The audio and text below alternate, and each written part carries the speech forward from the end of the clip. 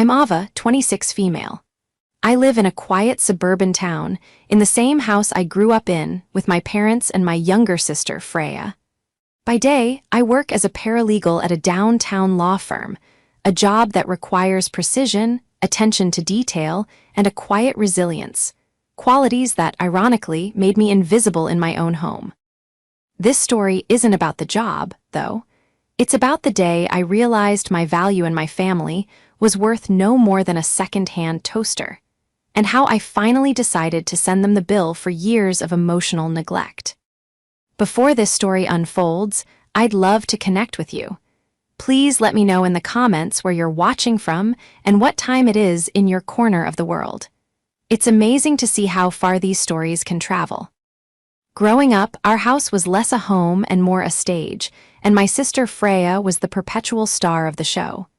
She was 2 years younger, effortlessly charming, and radiated the kind of sunny confidence that drew people in.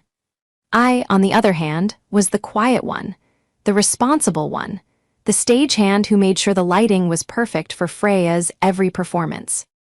My parents, James and Georgia, were the willing and enthusiastic audience, and as far as they were concerned, only one of their daughters was destined for a leading role.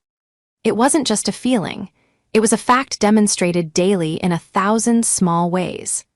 Freya's art projects were framed and hung in the living room, my academic awards were tucked into a drawer. Freya's teenage heartbreaks were treated with family meetings and tubs of ice cream. My struggles with college applications were met with a distracted, "You'll figure it out, you always do." This dynamic had solidified into an unspoken family law by the time we were adults.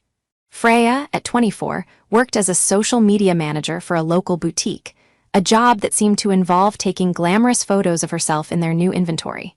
She still lived at home, rent-free, her laundry magically appearing clean and folded in her room, courtesy of our mother. Her contributions to the household were purely decorative. My father, James, adored her. He owned a successful chain of hardware stores, a business he'd built from the ground up.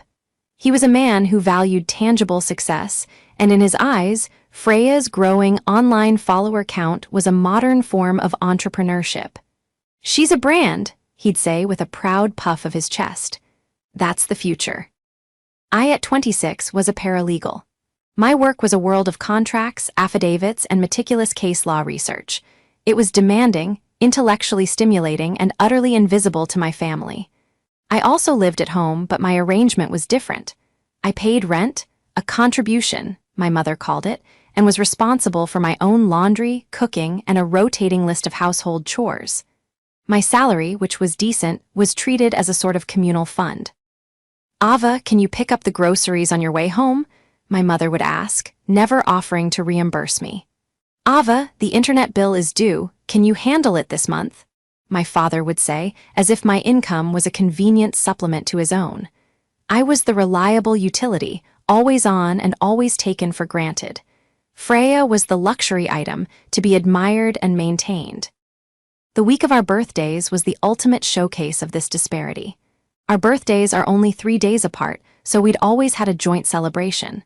As we got older, it became less a party and more a family dinner where gifts were exchanged. This year, Freya turned 24 and I turned 26. The week leading up to it was a whirlwind of Freya. Mom and she spent days shopping for the perfect birthday outfit. Dad kept dropping hints about a life-changing surprise he had for her. The air was thick with an excitement that had nothing to do with me. I didn't expect much. I never did. For my last birthday, I'd received a sensible pair of work shoes and a gift card to a bookstore. Practical, that was me. The night of our joint birthday dinner arrived. The dining room table was set with the good china, and Mom had made Freya's favorite meal, roast chicken and garlic mashed potatoes. I had done the dishes. As we sat down, my father beamed, unable to contain his excitement. All right, let's get to the good part," he boomed, rubbing his hands together. "Freya, your gift is outside." Freya feigned surprise, though she'd been hinting about a new car for months. Her current one, a perfectly fine 5-year-old sedan that our parents had bought her for her 18th birthday, was apparently socially embarrassing. We all trooped outside to the driveway. There, parked with a giant red bow on the hood, was a brand new, gleaming white luxury SUV. It was the kind of car you see in commercials, effortlessly cruising down a picturesque coastal highway. Freya shrieked, a high-pitched sound of pure, unadulterated ecstasy. She threw her arms around our father's neck. "Oh my go. Dad, I can't believe it." "You deserve the best, sweetheart," he said, his voice thick with emotion as he handed her the keys. "Only the best for my girl." My mother, Georgia, was dabbing her eyes with a napkin. "It's just perfect, James. She'll be so safe in that." They fawned over the leather seats, the panoramic sunroof, the advanced sound system. Freya was already posing for selfies, captioning them with "best dad ever" and birthday goals. I stood on the periphery, a ghost at the feast, watching this tableau of familial bliss. I clapped politely and managed a smile. "Congratulations, Freya, it's beautiful." She barely heard me, already imagining the envy of her friends and followers. The sheer cost of the vehicle was staggering. I knew from my work what these things cost, and it was more than my annual salary. The casualness with which they bestowed such an extravagant gift upon her was a physical blow. It wasn't just a car, it was a declaration of her worth compared to mine. After what felt like an eternity of oohing and aahing, we returned inside. I assumed that was the end of the gift-giving. A car like that was a grand finale. I was wrong. Back at the dining table, the euphoria over Freya's new car still hung in the air. She couldn't stop talking about it, planning her first road trip and debating which custom license plate to get. My dad was glowing, basking in his role as the benevolent provider of dreams. My mom kept sighing contentedly, as if her life's purpose had been fulfilled. Then, my mother turned to me, her expression shifting from adoration to something more practical, almost an afterthought. "Oh, that's right. Ava, we have a little something for you too." She retrieved a clumsily wrapped box from the sideboard. It was about the size of a microwave, and the wrapping paper was creased and retaped in several places, suggesting it had been a last-minute effort. I took the box, a familiar sense of dread pooling in my stomach. I knew, even before I tore the paper, that this was not going to be a moment of pleasant surprise. My family didn't do pleasant surprises for me, they did practical obligations. I peeled back the paper to reveal a generic cardboard box. Inside, nestled in worn styrofoam, was a toaster. Not a new, fancy, retro-styled toaster from a high-end kitchen store. It was a basic, white plastic two-slice toaster. There were faint smudges on the chrome top and a tiny, almost imperceptible crumb lodged in the slot. It was second-hand. I recognized it instantly. It was the same model as the one my grandmother had in her kitchen for years before she passed away. They had likely pulled it from a box in the garage, a forgotten relic from clearing out her house. I stared at it, the sheer audacity of the gift rendering me speechless. A luxury SUV for one daughter and a used toaster for the other. The contrast wasn't just stark, it was insulting. It was a message, loud and clear. Freya was an investment in glamour and status, while I was a domestic appliance, expected to perform a function. My dad, still high from his grand gesture, didn't even seem to register the disparity. He just nodded and said, "There you go. Your old one was acting up, right?" It wasn't. My toaster worked perfectly fine. It was my mother's next comment that truly twisted the knife. She laughed, a light, tinkling sound that grated on my raw nerves. "Now you can learn to cook something other than cereal for breakfast. Maybe you'll finally find a nice man if you learn your way around a kitchen." It was a direct hit, aimed at my single status and my career-focused life. In her mind, my law firm job was just a placeholder until I fulfilled my true purpose, becoming a wife and homemaker just like her. Freya, who was scrolling through her phone, likely posting another picture of her car, looked up and rolled her eyes, not in defense of me, but in annoyance at the diversion of attention from her. "Mom, nobody cares about cooking anymore," she said dismissively, before returning to her screen. That was the moment something inside me broke. It wasn't a loud, dramatic shatter, but a quiet, clean snap. For years, I had absorbed the slights, the inequalities, the constant, low-level dismissals of my worth. I had rationalized it, telling myself that they just expressed love differently, that they relied on my stability, that my practicality was, in its own way, valued. But holding that dusty toaster, I saw the truth with painful clarity. They didn't value my stability, they exploited it. They didn't see me as responsible. They saw me as a permanent, unpaid fixture of the household. My entire identity in that family was built around my usefulness, while Freya's was built around her desirability. And in their eyes, usefulness was cheap. It was worth a second-hand toaster. I looked from my mother's smiling face to my father's oblivious one, to my sister's indifferent expression. I saw them not as family, but as strangers who happened to share my DNA. There was no anger on my face, no tears in my eyes. There was just a profound, chilling emptiness. I placed the toaster back in its box, folded the flaps shut, and stood up. "Thank you," I said, my voice unnervingly calm. "It's very practical." I picked up my plate and carried it to the kitchen. I scraped the leftovers into the trash, placed the plate in the dishwasher, and wiped down the counter. I did the things the responsible one always does. Then I went upstairs to my room. I didn't slam the door. I closed it softly behind me. I sat on my bed for a long time, the sounds of their continued celebration drifting up through the floorboards, the laughter, the excited chatter about Freya's new car. They hadn't even noticed my abrupt departure from the table. I was already gone, and they didn't know it. I pulled my largest suitcase from the back of the closet and opened it on my bed. My movements were slow, deliberate. I started packing, not with the frantic energy of anger, but with the methodical precision of a paralegal preparing a case file. I folded my work clothes neatly. I gathered my toiletries, my books, the few personal items that actually meant something to me. I packed my laptop, my important documents, birth certificate, social security card, passport, bank statements. I packed the framed photo of my grandmother, the one person who had always made me feel seen. I left behind everything they had ever given me. The sensible shoes, the gift cards, the practical sweaters. I left the room looking neat and impersonal, like a hotel room after checkout. As a final act, I went downstairs, retrieved the box toaster from the dining room, and placed it squarely in the middle of my stripped bed. A farewell note, a resignation, an invoice. An hour later, with a single suitcase and my laptop bag, I walked out the front door, closing it quietly behind me. I didn't look back.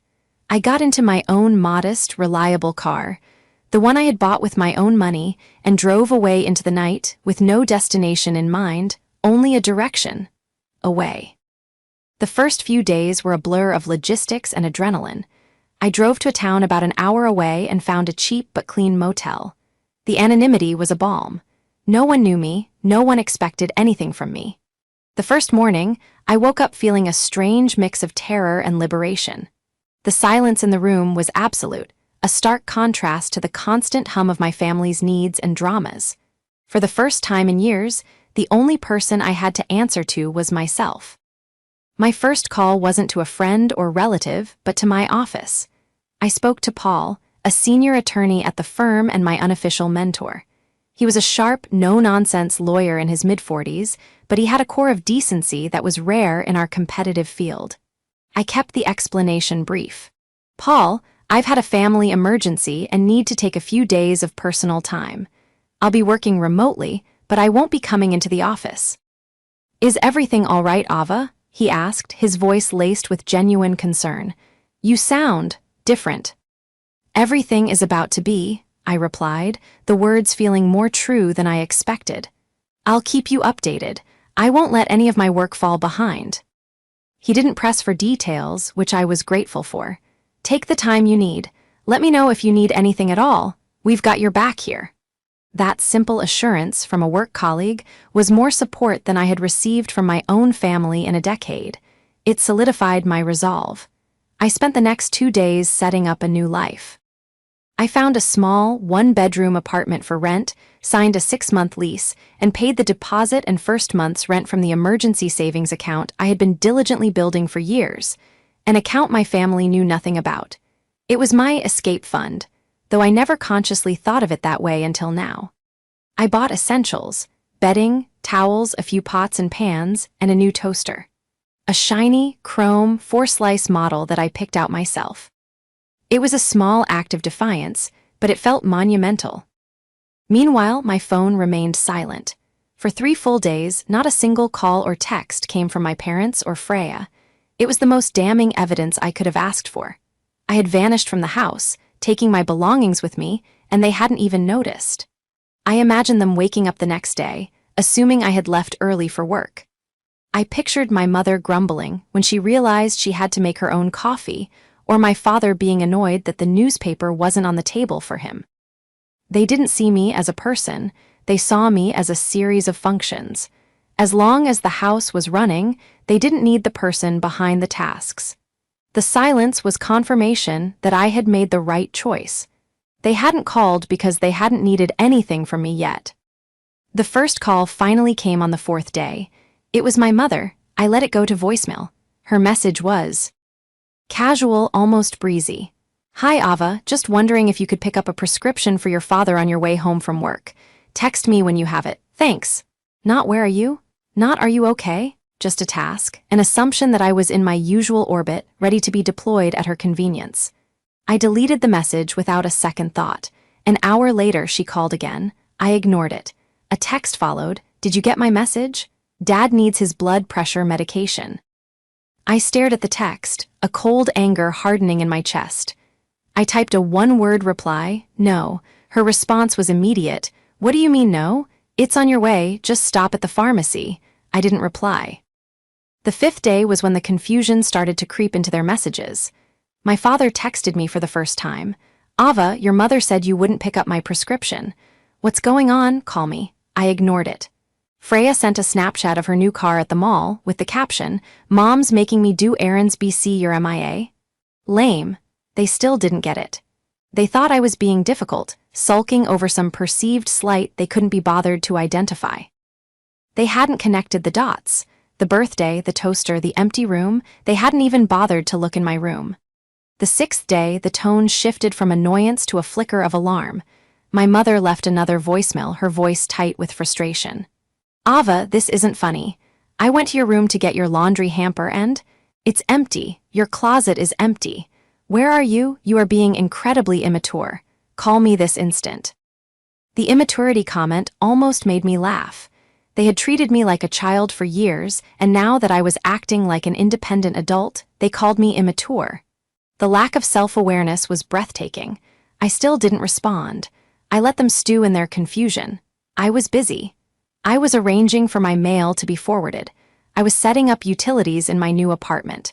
I was buying groceries and stocking my own fridge for the first time. I was building a life while the foundations of their convenient world were beginning to crack. The climax arrived exactly 1 week after I had left.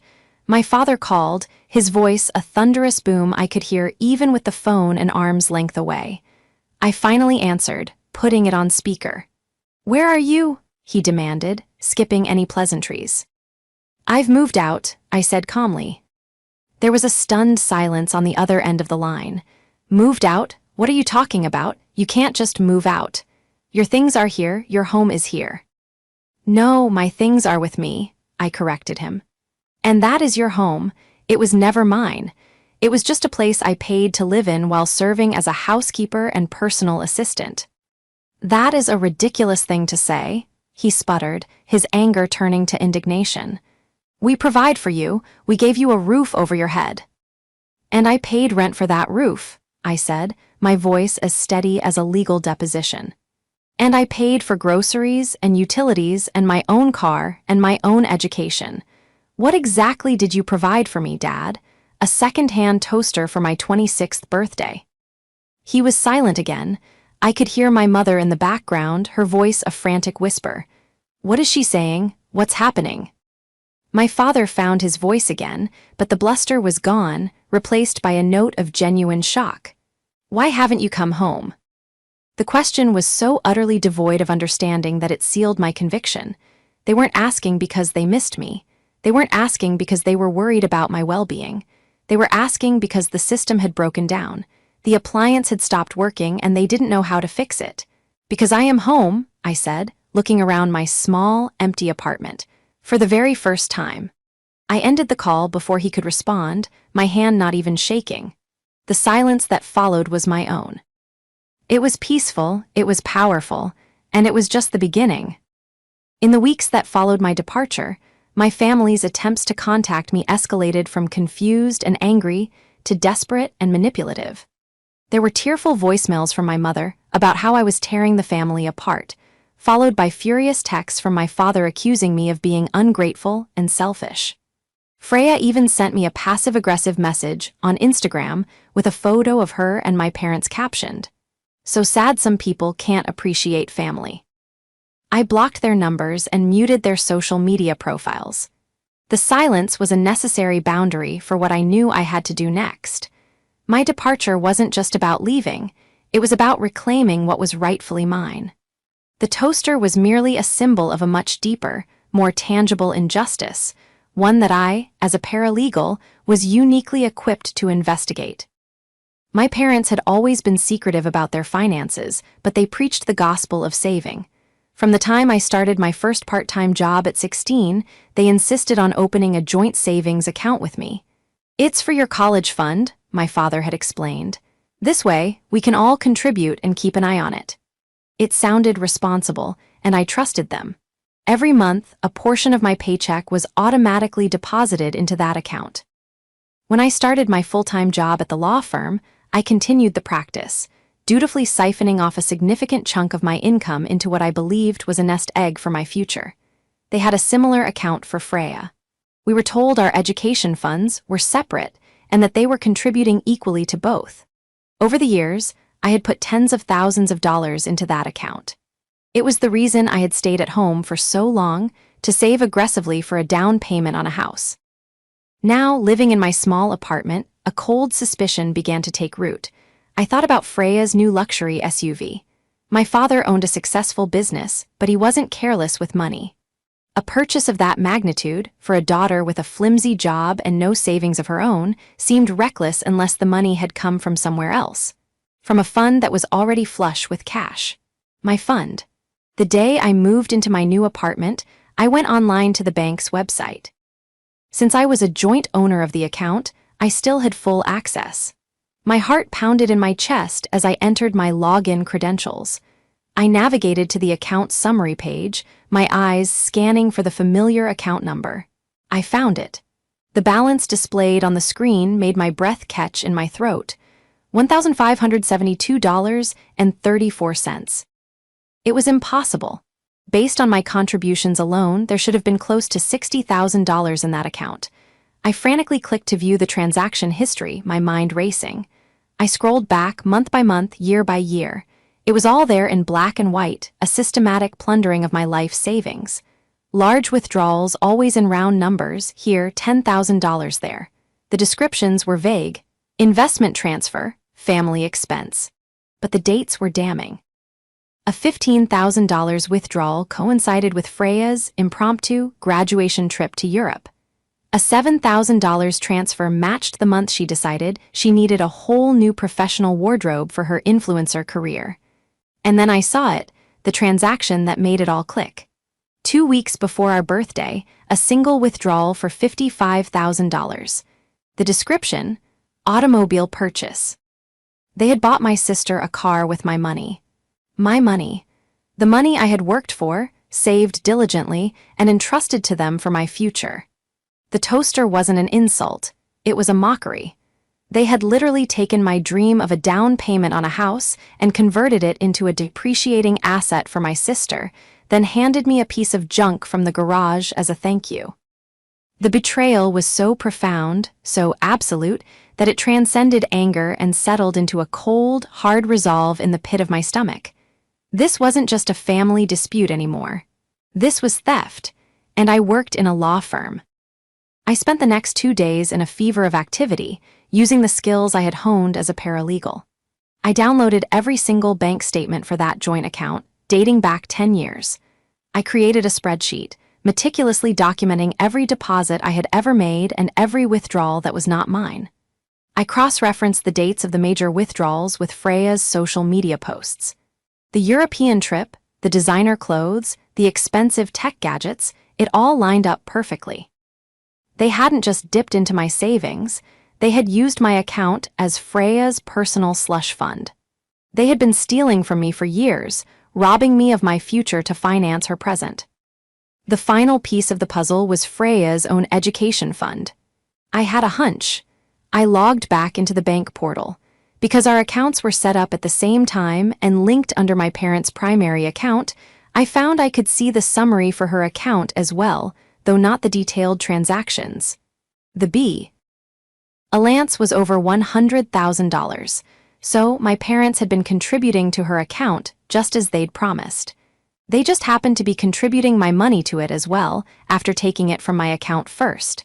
The picture was complete. They had systematically impoverished one daughter to enrich the other.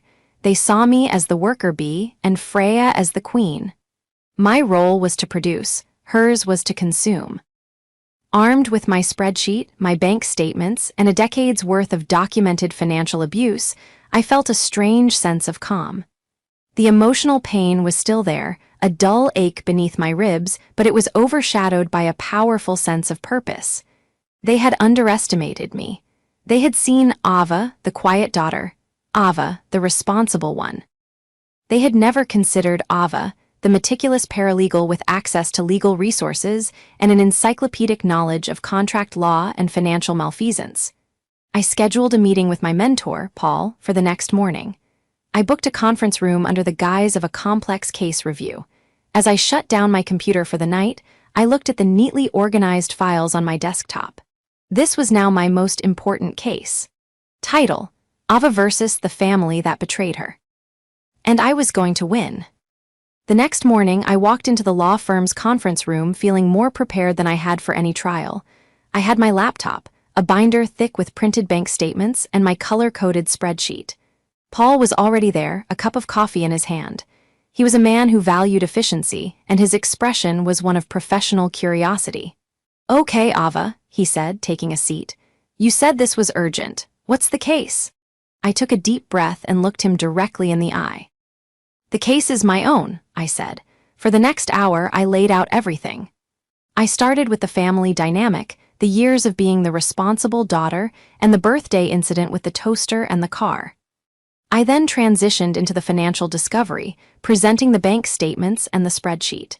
I walked him through the systematic withdrawals, the dates, the amounts, and the corresponding events in Freya's life.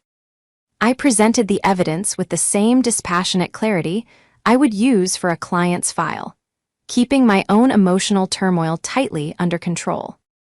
Paul listened intently, his expression shifting from concern to professional focus, and finally to a grim, steely anger on my behalf. He scrolled through the spreadsheet on my laptop, his finger tracing the long list of unauthorized withdrawals.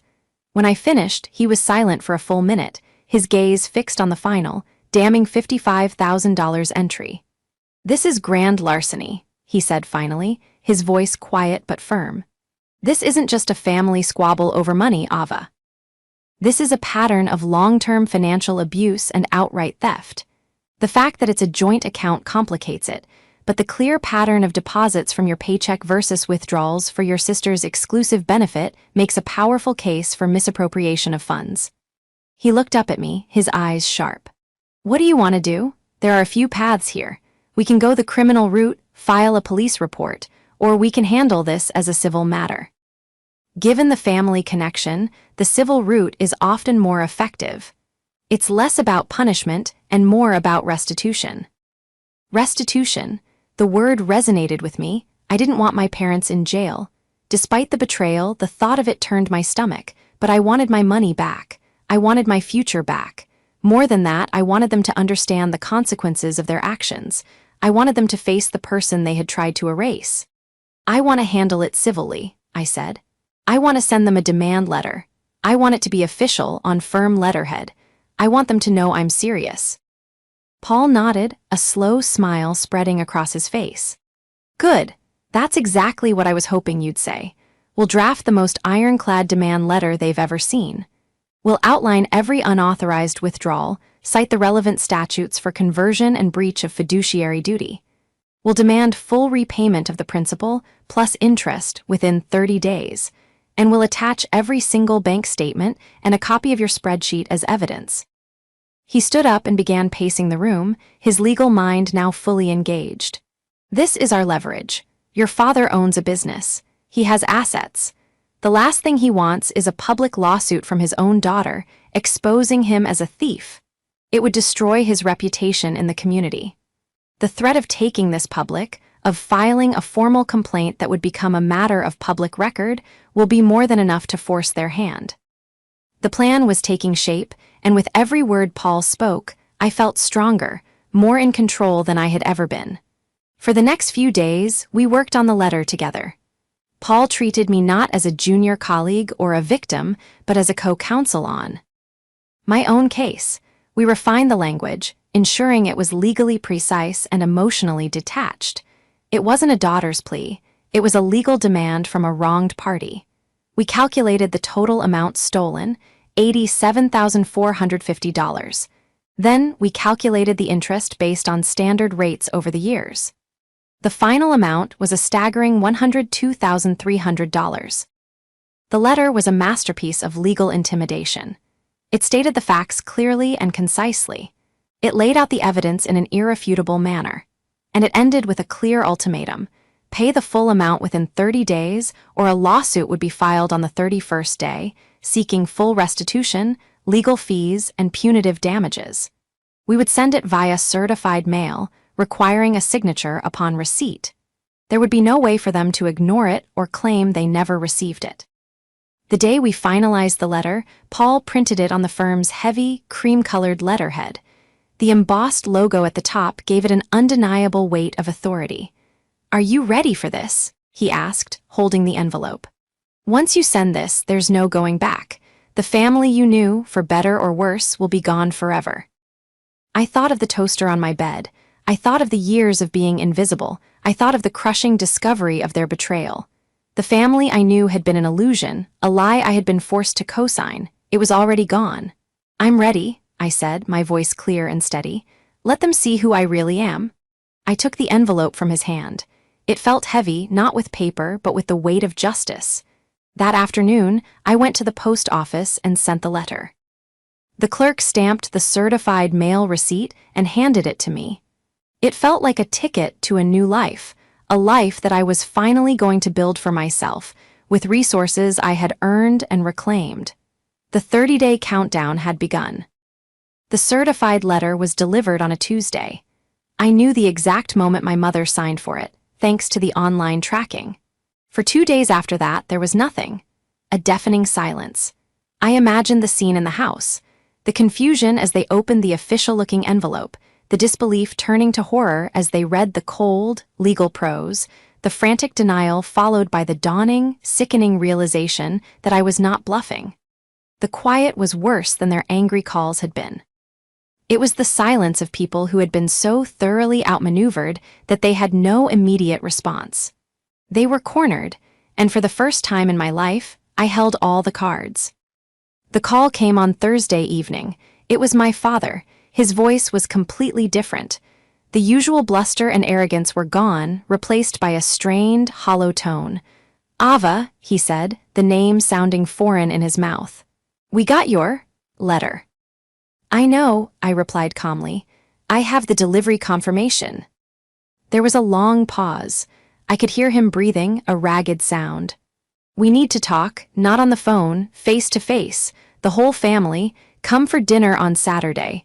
We'll discuss this like a family." The invitation was a classic move, an attempt to pull me back onto their territory, where the old dynamics of guilt and obligation held sway. They wanted to turn a legal matter into a family drama where they could use emotion to cloud the facts. I almost refused, but Paul and I had anticipated this. He had advised me to go, but to treat it not as a family dinner, but as a settlement meeting. "I'll be there," I said, "but let's be clear. This isn't a family dinner. This is a meeting to discuss the terms of my demand letter. I will be there at 7 p.m. I expect to have a substantive discussion about your plan for repayment." "Fine, Ava," he sighed, the fight gone out of him. "Just come." I spent the next 2 days preparing. Paul helped me draft a simple repayment agreement and a promissory note. We outlined a payment schedule, a lump sum of $50,000 within the 30-day window, followed by 12 monthly payments to clear the remaining balance, with interest accruing on any late payments. It was fair, but firm. I dressed for the meeting as I would for court: a charcoal gray pantsuit, a crisp white blouse, my hair pulled back in a neat bun. I was not coming as their daughter, I was coming as their creditor. When I walked through the front door on Saturday evening, the atmosphere was thick with a tension I could taste. My mother, Georgia, stood in the hallway, her face pale and her eyes red-rimmed. She tried to hug me, but I stepped back, holding up my briefcase. "Let's just talk first, Mom." Her face crumpled, but I held my ground. In the dining room, the table was set for a feast, a desperate attempt to feign normalcy. My father sat at the head of the table, looking 10 years older than he had 2 weeks ago. Freya was slumped in her chair, staring at her phone, her expression sullen. She was wearing designer clothes that I had probably paid for. The sight of them all, so accustomed to their power and now so clearly floundering, gave me no pleasure, only a grim sense of validation. "Let's skip the meal," I said, placing my briefcase on the table and opening it. "I'm here to discuss the repayment of the $102,300 you stole from me." The word stole hung in the air, sharp and ugly. My mother flinched. Freya looked up from her phone, her eyes wide with shock. "Now, see here," my father began, a flash of his old anger returning. "We did not steal anything. It was a family account. We were just borrowing it. We were going to pay it back." "Really?" I asked, my voice dangerously soft. "When? Did you have a repayment plan in mind when you withdrew $55,000 to buy Freya a car? Did you tell me you were borrowing it? Or did you just take it, hoping I would never find out?" I slid the first bank statement across the table. "This withdrawal for her trip to Europe. Was that a loan?" I slid another. "This one for her designer wardrobe. A loan." I continued, creating a fan of damning evidence across the polished wood. My mother finally broke down. "We just wanted her to have a good start in life," she sobbed. "She's so creative, so vibrant. She needed these things to build her brand, her career. You've always been so sensible, so good with money. We thought you wouldn't mind helping your sister." "You didn't ask me to help," I said, my gaze unwavering. "You took from me without my knowledge or consent. You didn't think I'd mind because you didn't think of me at all. I wasn't a person to you. I was a resource, a bank." I then turned to Freya, who had been silent, looking cornered. "And you," I said, "did you ever wonder where all this money was coming from? Did you ever think to ask how you could afford a luxury SUV on a social media manager's salary? Or did you just not care as long as you got what you wanted?" Freya flushed, a deep, ugly red. I thought they were just helping me out," she stammered. "I didn't know it was your money." "You knew," I said flatly. "You knew I was saving every penny I made. You knew I was living at home to build a future for myself. You just didn't care. It was easier to take my future than to build your own." The fight was over, they knew it. Their denials were feeble, their justifications pathetic. They had been caught, and there was no emotional appeal that could erase the black and white evidence on the table. I took the repayment agreement out of my briefcase and placed it in front of my father. "This is your only way out of a lawsuit," I explained. "You will sell the SUV. That will provide the initial lump sum. The business can cover the rest. You have 30 days to sign this and make the first payment. If you don't, my lawyer will file the lawsuit the next day. It will be public record. Everyone in this town will know what you did." My father picked up the document, his hand trembling slightly as he read it. My mother's sobs were the only sound in the room. Freya was staring at me, not with anger anymore, but with a look of dawning comprehension. She was finally seeing me, not as her dowdy, reliable older sister, but as the architect of her downfall. After reading the agreement, my father looked up, his eyes meeting mine.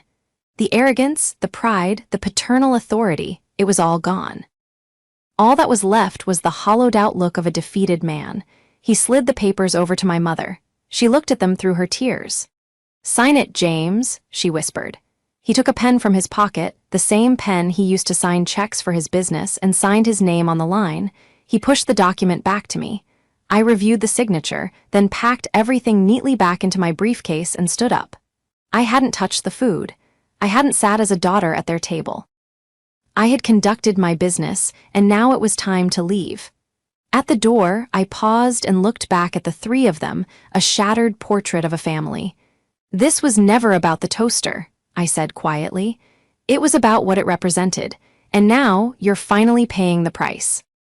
The aftermath of that final, fraught dinner was swift and decisive. True to the agreement, the for sale sign went up in front of Freya's gleaming white SUV less than a week later. I can only imagine the humiliation she must have felt, having to explain to her friends and followers why her birthday goals car was being sold.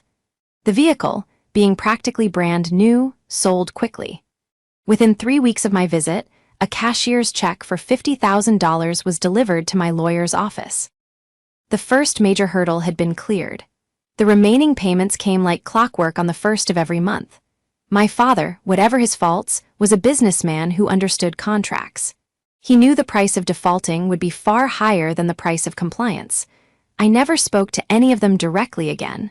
All communication was handled through Paul's office, the transactions cold and impersonal, just like our relationship had become. With the return of my savings, a world of possibilities opened up to me. The weight of their financial betrayal had been so heavy, I hadn't realized how much it was constraining my life and my dreams. The initial lump sum was enough for a significant down payment on a home. I spent my weekends with a real estate agent, exploring neighborhoods I had previously only dreamed of. 2 months after the agreement was signed, I found it, a small but charming 2-bedroom townhouse in a quiet, green neighborhood with a small garden in the back. It was all mine. The day I signed the mortgage documents, using the money they had stolen and I had reclaimed, was one of the proudest moments of my life. I wasn't just buying a house, I was buying back my independence. I was laying the foundation for a future they had tried to take from me. My life began to blossom in ways I had never expected. Freed from the toxic environment of my parents' home, I had more energy, more time, and more mental space to devote to myself. I excelled at work. Paul, impressed with how I had handled my own case, began giving me more responsibility, including managing client accounts and assisting with trial preparations. He saw my potential, my meticulous nature not as a quirk, but as a professional asset. He sponsored my application for a more advanced paralegal certification program, which I passed with top honors. The firm gave me a significant raise, and my career, once just a job, became a genuine passion. I was good at it. I found immense satisfaction in bringing order to chaos and fighting for justice for our clients. I also built a social life, something I'd never had time for when I was acting as my family's live-in assistant. I joined a book club, started taking hiking trips on the weekends, and even began volunteering at a local animal shelter. I made friends who valued me for my kindness, my sharp wit, and my loyalty, not for what I could do for them. For the first time, I was surrounded by people who saw me, the real Ava, and liked her. I was no longer an invisible stagehand. I was the protagonist of my own story. I heard snippets about my family through the grapevine. My father's business was still running, but the story of the family dispute had leaked, as things do in small towns. People didn't know the specifics, but they knew his perfect family image was a facade. Freya, stripped of her lavish lifestyle, had to get a real job.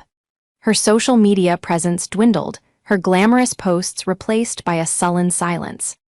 The boutique she worked for eventually let her go, and last I heard, she was working in retail at the mall. My mother, according to a distant aunt who called me once, had become withdrawn and bitter, constantly complaining about how ungrateful her children were.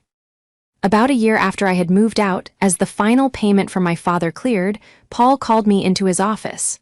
"Well, that's it," he said, handing me the final statement. "Paid in full, case closed." He smiled. "I have to say, Ava, of all the cases I've worked on, this one has been the most satisfying." "For me too," I said, a genuine smile spreading across my face. "So what's next for you?" he asked. I thought about my little townhouse, my thriving career, my wonderful friends. I thought about the peace I felt every morning when I woke up in a home that was truly mine.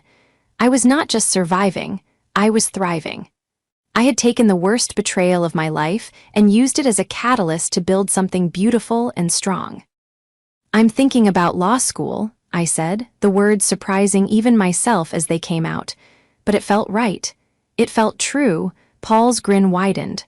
I thought you might say that. I've already got the application forms on my desk. Walking out of the office that day, I felt a profound sense of peace. The anger and hurt had faded, replaced by a quiet strength. My family's actions had almost broken me, but instead, they had revealed a resilience I never knew I possessed.